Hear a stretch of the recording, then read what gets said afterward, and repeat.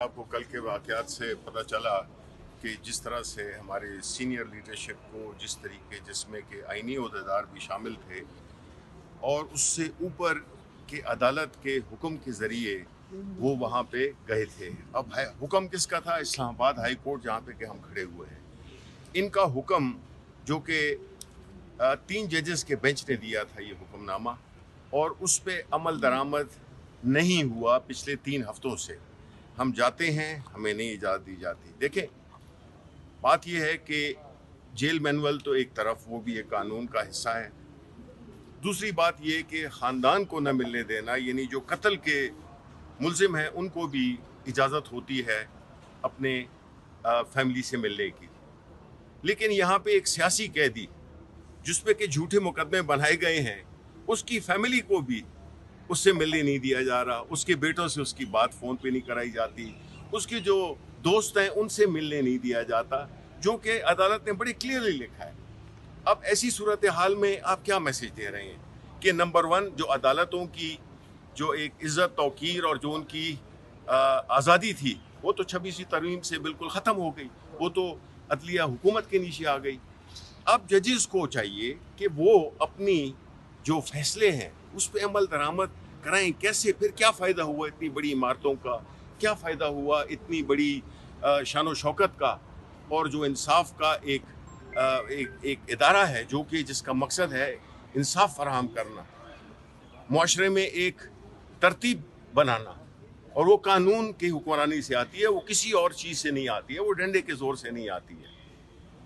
अगर ऐसे हालात जिसमें कि पाकिस्तान तहरीक इंसाफ, जो कि एक मुल्क की सबसे बड़ी सियासी जमात है, जो एक मुल्क की पार्लियामेंट में भी और बाहर भी एक सियासी जमात है, उसके कोई भी सियासी एक्टिविटी जब वो करती है उस पर लाठीचार्ज होता है, उस पर गोलियां बरसाई जाती हैं, उस पर हर किस्म का तशद्दुद होता है।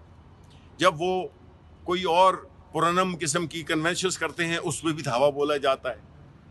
जब वो एक कानून के तहत, एक कानूनी हुक्म के तहत मिलने जाते हैं इमरान खान से, उन पे उनको उठा लिया जाता है। तो मतलब तो ये हुआ कि अगर कानून की वो कोई रिस्पेक्ट नहीं करेगा तो फिर ये मुल्क कैसे चलेगा? फिर ये जो हम इतनी बड़ी बड़ी कॉन्फ्रेंसेस कर रहे हैं, इतनी इंटरनेशनल कॉन्फ्रेंसेस कर रहे हैं, और हम चाह रहे हैं कि इस मुल्क में लोग सरमाया करें, जब वो ये देखते हैं कि क्या कुछ हो रहा है जिसमें कि क्यों उठाया जा रहा है leader of the opposition in national assembly, जो कि सबसे अवाम की नुमाइंदा और सबसे ज़्यादा, एक प्राइम मिनिस्टर होता है और दूसरा होता है नेशनल असेंबली का लीडर ऑफ द अपोजिशन।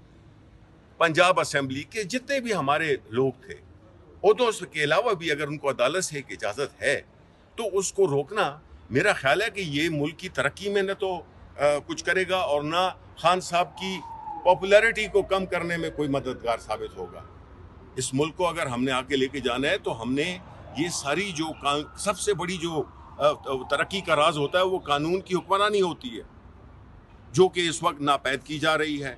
तो हमें जजेस से दरख्वास्त है कि वो अपना they should stand up and be counted, कि उन्होंने, उनकी जिम्मेदारी ये बनती है, आईनी जिम्मेदारी है कि उन्होंने सिर्फ फैसले नहीं देने, उस पर इंश्योर करना है कि अमल दरामद हो।